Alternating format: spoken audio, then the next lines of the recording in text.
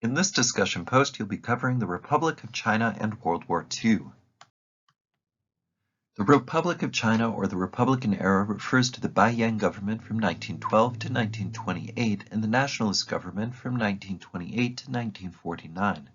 A republic was formally established on January 1st of 1912 following the Xinhai Revolution, which itself was an event that began following upon the tales of the Wuchang Uprising on October 10th of 1911, also known as 1010, a holiday that is memorialized by both the Communist Party and the Republic of China and Taiwan in concurrence with one another as the beginning of Chinese nationalism.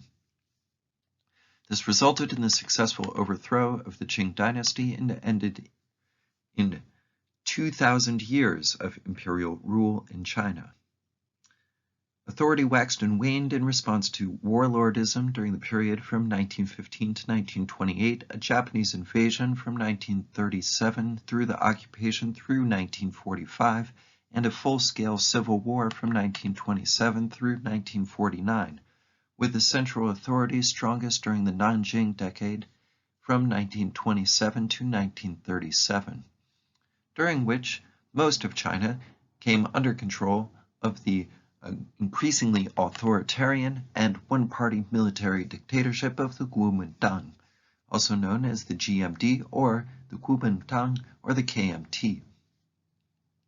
The Republic of China was preceded in its nationalist sentiments by the revived China Society founded in 1894, the Dongmenghui Society founded in 1905, and the founding of the Nationalist Party finally occurred in 1912. This was transformed into the Chinese Revolutionary Party in 1914. The 1911 Revolution, also known as the Chinese Revolution or the Xinhai Revolution, was a revolution that overthrew China's lasting imperial dynasty, the Qing dynasty, and transformed Qing dynasty China into the Republic of China. The revolution was named Xinhai or Xinhai because it occurred in 1911, the year of the Xinhai stem branch of the sexagrony cycle of the traditional Chinese calendar. The revolution consisted of many revolts and uprisings. However, the turning point of the Wuchang Uprising on the 10th of October 1911 was the result of the mishandling of the railway protection movement. The revolution ended with the abdication of the 6-year-old last emperor, Emperor Puyi, on the 12th of February of 1912, and it marked the end of imperial rule. The result was a Chinese Revolutionary Alliance victory between the nationalists and the communists. Also, the abdication of Puyi and the fall of the Qing dynasty and the end of imperial China, as well as the establishment of the Republic of China and the destabilization of the broader political circumstance and the independence of Mongolia and Tibet. Fighting forces in this conflict were enormous. Hundreds of thousands on each side, with 50 to 100,000 plus casualties on each side. Homer Lee was an American adventurer, author, and geopolitical strategist who is pictured here on the right-hand side of the slide. He is best known for his involvement with the Chinese Reform and Revolutionary movements and is a close advisor during this period to Dr. Sun Yat-sen, who is pictured on the previous slide, during the 1911 Chinese Revolution. Emperor Puyi went on to become the emperor of the Manchukuo region under the Japanese from 1934 to 1945, and continued to have an important influence in Chinese politics after. While the Kuomintang was reorganized into a much more authoritarian and right-wing party by 1919, the Communist Party of China was not formulated in 1921.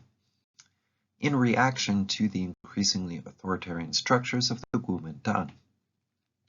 The two parties were not immediate enemies and had, in fact, short-term partnerships. In 1924, the Kuomintang started a military campaign to defeat northern warlords. In 1927, with much of the southern and central Chinese landscape under the Kuomintang control, the Kuomintang openly turned on the Communist Party of China. Then the Kuomintang took most parts of China under its power, increasingly in 1928, and the warlords controlling Manchuria agreed to Kuomintang leadership of Generalissimo Chiang Kai-shek. However, the Chinese Communist Party was increasingly popular during this period. The CCP was chiefly founded by Chen Duxiu and Li Daxiao. Chen Duxiu was a Chinese revolutionary socialist educator and philosopher who co-founded the Communist Party with Li Daxiao in 1921, serving from 1921 to 1927 as its first general secretary. Chen was a leading figure in both the Xinhai Revolution that overthrew the Qing dynasty and the May the 4th movement for scientific and democratic developments in the early Republic of China. He was expelled, however, from the Communist Party in 1929 for his Trotskyist sentiments. Li Daxiao, by contrast, was a much more radical intellectual who played a key role in the new cultural movement in the early years of the Republic of China when it was established, but became a close partner of Chen Duxiu in the early communist movement by the 1920s.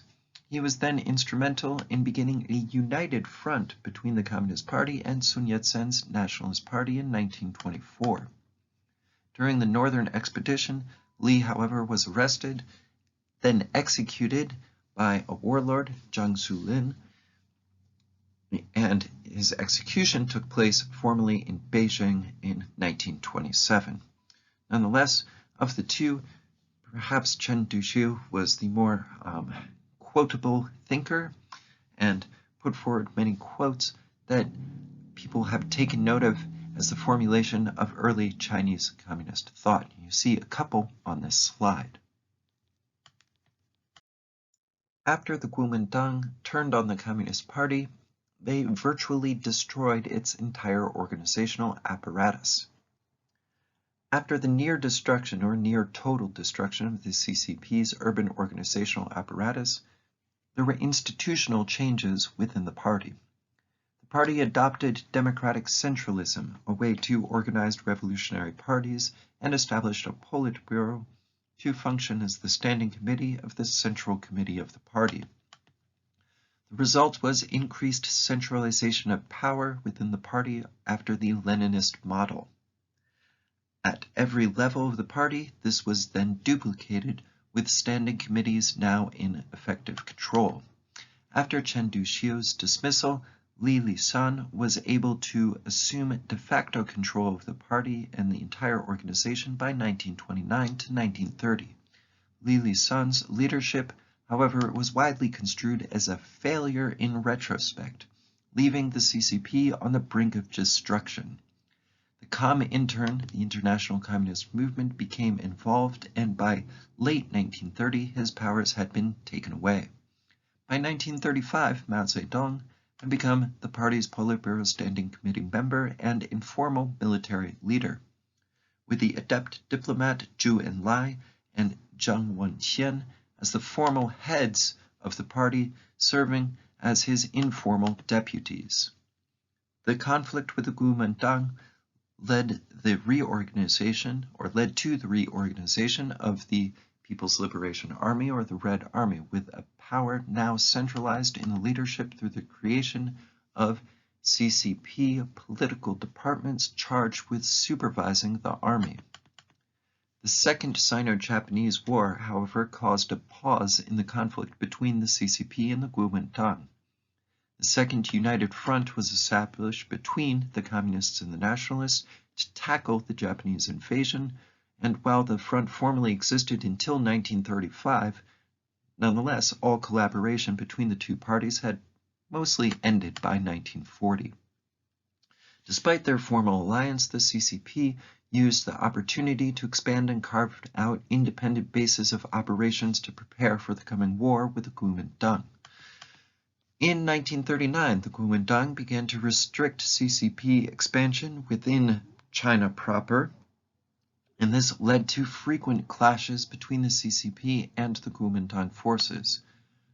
These clashes, however, subsided rapidly upon the realization that both sides needed to come together and that civil war at the time was not an option in the face of increased Japanese imperial expansion. Yet by 1943, the Communist Party was again actively expanding its territory at the expense of the Kuomintang. For your post, go ahead and make any comments, raise any points that you found surprising, and add any questions that you might like answered.